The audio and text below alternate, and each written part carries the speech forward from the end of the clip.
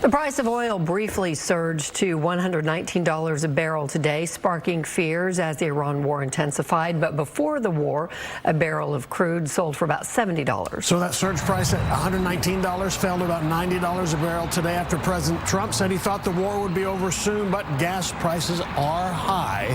Fox 4's Lori Brown is in Dallas tonight. Lori. Steve, the uncertainty over the war in Iran led to some wild swings in oil prices today, with crude dropping down to $85 a barrel by this afternoon. But everyone is bracing for what's next. They're ridiculous.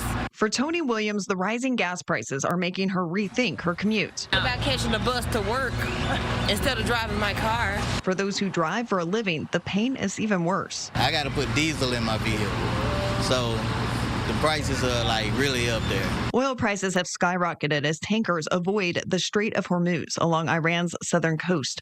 About 1/5 of the world's oil moves through the strait every day.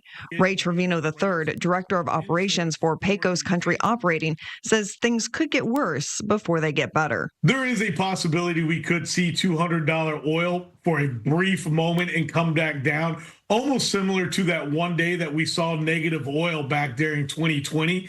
And I just use that as a reference to show how quickly it would actually come and go. Trevino says in the long run, he believes the global market will make adjustments to bring prices back down. However, in the long run, the end game here for this administration is actually bringing the prices back down to a stable $60 to $70 oil price and see us there for a long time. Monday, President Trump said oil sanctions on some countries will be temporarily waived in an attempt to lower prices.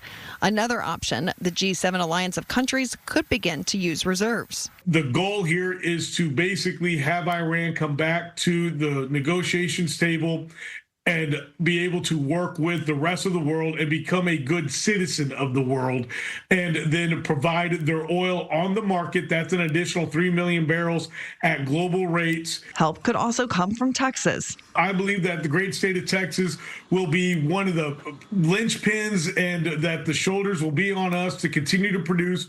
We produce here in Texas almost 45% of the United States oil. That's almost 6 million barrels of oil a day.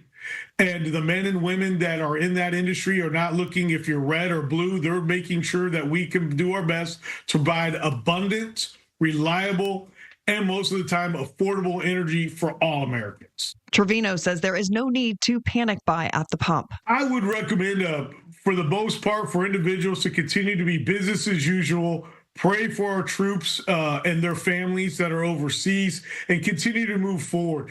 We've seen these little spikes where we've all filled up and we've created our own shortages in the past. Let's not do that again.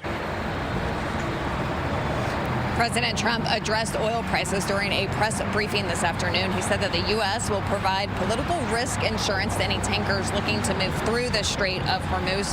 And he also said that the Navy will even provide escorts if needed.